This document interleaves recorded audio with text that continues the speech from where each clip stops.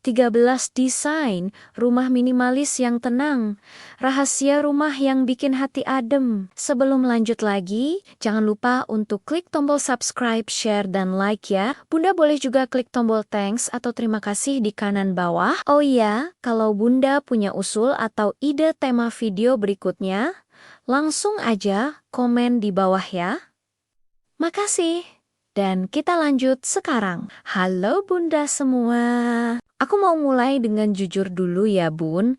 Kadang capek itu bukan karena cucian numpuk atau anak rewel, tapi karena rumah kita sendiri rasanya nggak ramah. Bangun pagi, belum apa-apa, tapi mata sudah diserang pemandangan yang bikin napas pendek. Ruang tamu penuh barang, dapur ramai warna, sudut rumah seperti ngomel tanpa suara. Aku pernah ada di fase berdiri di tengah rumah, diam, lalu mikir, ini rumah apa gudang pikiran? Harusnya rumah jadi tempat paling aman. Tapi kok rasanya pengen keluar sebentar cuma buat tarik napas. Dan di situ aku sadar, ternyata rumah itu ngaruh banget ke emosi kita sebagai perempuan. Hari ini aku mau ngobrol santai sama kalian tentang 13 desain rumah minimalis yang tenang. Bukan desain yang mahal, bukan rumah Pinterest yang bikin minder, tapi rumah yang realistis dan bisa kita tiru pelan-pelan. Kita mulai dari yang paling kerasa efeknya. Warna rumah. Banyak orang mikir rumah minimalis harus putih semua. Padahal putih yang salah itu bisa bikin mata capek dan hati dingin. Rumah yang tenang biasanya pakai warna lembut seperti krem hangat, abu muda, coklat susu, atau hijau C. Contohnya gini Bun, dapur kecil dengan warna krem lembut dan pencahayaan natural. Walaupun dapurnya sederhana, pas masak rasanya lebih santai. Beda sama dapur warna terang berlebihan yang bikin otak terasa ribut. Warna itu bukan cuma buat cantik, tapi buat nenangin sistem saraf kita. Desain kedua adalah pencahayaan alami. Rumah yang dapat cahaya matahari pagi itu kayak disiram energi pelan-pelan. Aku pernah bandingin dua rumah dengan ukuran sama, yang satu terang alami, yang satu gelap, dan harus lampu terus. Hasilnya, rumah yang terang bikin orang di dalamnya lebih jarang marah. Bukan bercanda,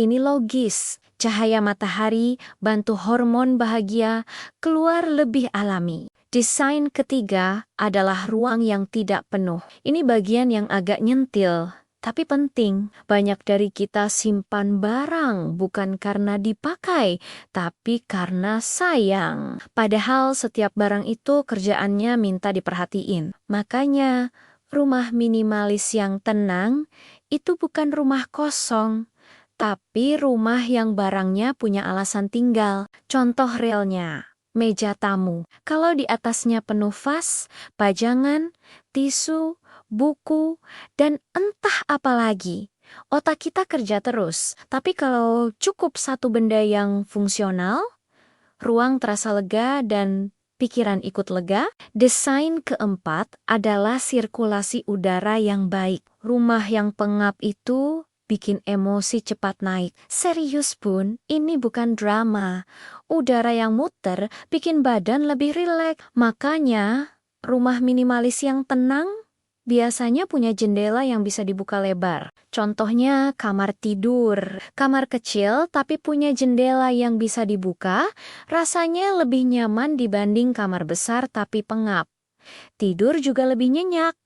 Bangun nggak terlalu cranky. Desain kelima adalah pemisahan area ramai dan area tenang. Rumah yang baik itu ngerti kebutuhan penghuninya. Area masak, nonton, ngobrol, itu area aktif. Kamar tidur dan sudut baca itu area istirahat. Aku pernah lihat rumah kecil tapi tertata. Ruang keluarga tidak nyampur sama area tidur. Hasilnya, walaupun rumahnya mungil, penghuninya jarang merasa sumpek. Desain keenam adalah furnitur sederhana dan fungsional. Bukan berarti murah atau jelek, tapi furnitur yang nggak neko-neko. Kursi yang nyaman, meja yang kuat, lemari yang cukup. Contoh nyatanya, lemari tanpa terlalu banyak sekat ribet.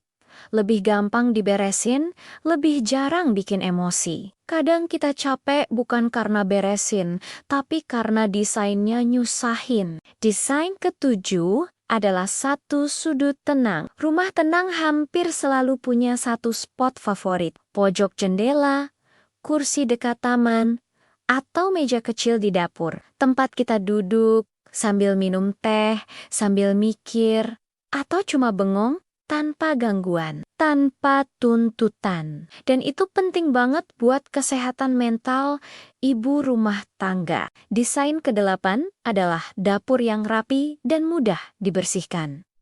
Dapur itu pusat emosi rumah. Kalau dapur ribet, seharian ikut ribet. Contohnya, dapur dengan kabinet tertutup, walaupun isinya biasa aja, kelihatan rapi. Bandingkan dengan dapur terbuka penuh perabot kelihatan. Mata lelah duluan sebelum masak. Desain kesembilan adalah kamar tidur yang benar-benar jadi tempat istirahat. Bukan gudang, bukan tempat setrika, bukan tempat kerja. Rumah minimalis yang tenang memuliakan kamar tidur. Isinya simple, warnanya kalem, pencahayaannya lembut, hasilnya tidur lebih berkualitas. Desain nomor 10 adalah penggunaan tanaman. Enggak perlu taman besar.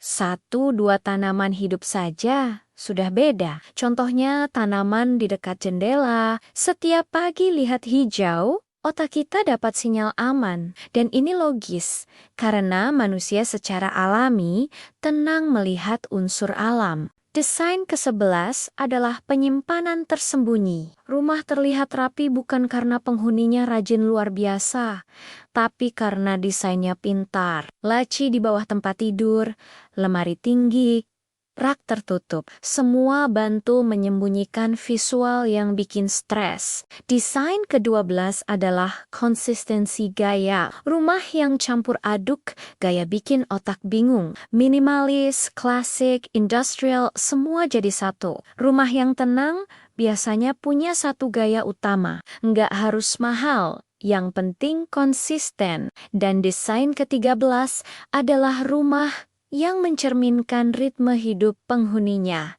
bukan ikut tren, bukan ikut tetangga. Rumah minimalis yang tenang itu rumah yang jujur. Jujur dengan kebutuhan, jujur dengan kemampuan, jujur dengan fase hidup. Aku mau bilang ini pelan-pelan. Rumah yang tenang bikin ibu lebih sabar, lebih jarang meledak, lebih sering senyum kecil tanpa alasan.